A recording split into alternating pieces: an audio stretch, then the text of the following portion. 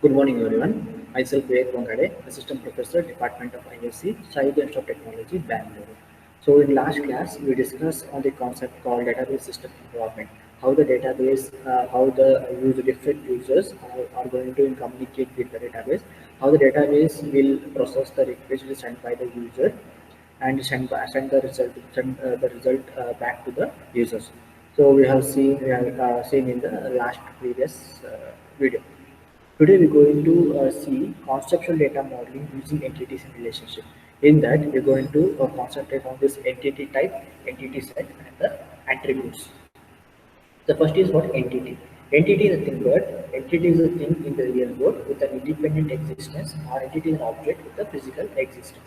One of the best example is that entity is a thing in the real world, which is said we can take student as the one of the entity. Student is your physical existence. So we can see the student, we can feel the student by touching him, right? That is a physical entity. When it comes to a conceptual entity, example like company, job, university course, that is exist, but it is in the form of concepts.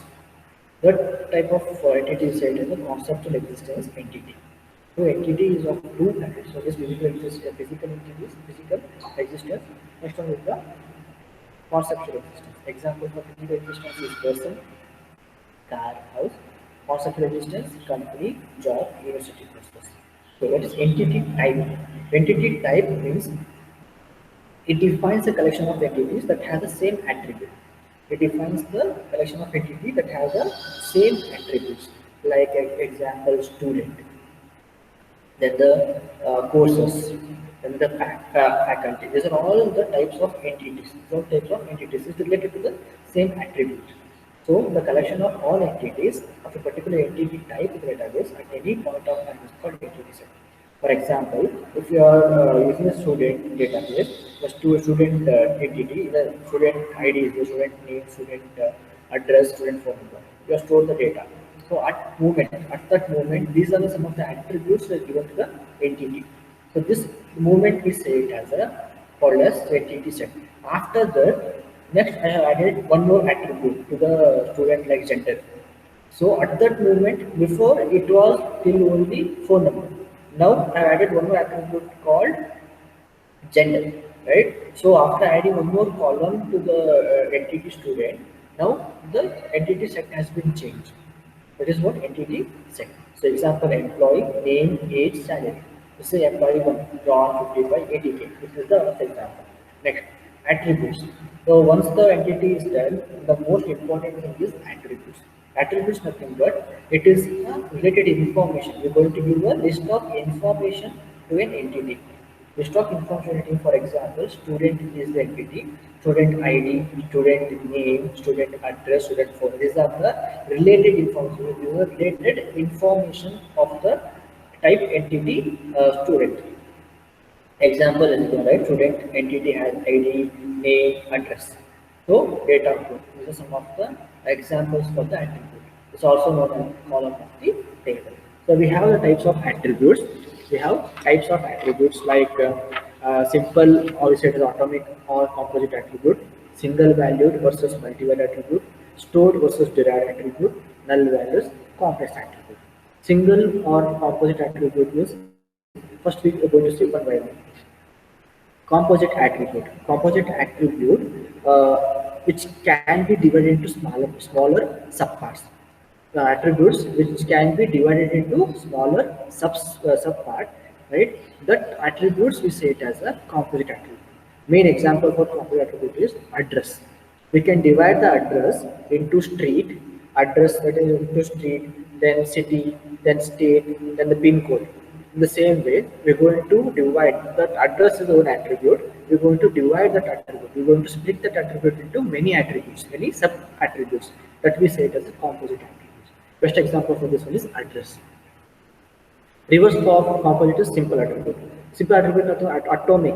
The attribute which cannot be divided. The attribute which cannot be divided into further sub attribute, we say it as a atomic attributes. Next is single value versus multi-value. Single value means the attribute which having a single value. The attribute which having a single value for a particular entity. But such attributes we say it as a single attribute. For example, age.